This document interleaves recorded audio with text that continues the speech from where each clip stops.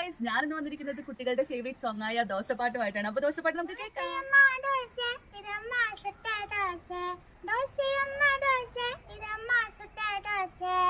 அரிசி மாவு உளுந்த மாவு கலந்து சுட்ட தோசை நம்ம அம்மா சுட்ட தோசை. அம்மாவுக்கு 3, எங்களுக்கு 2, பாப்பாவுக்கு 1. தின்னு தின்னு ஆசை திருப்பி கேட்க பூசை.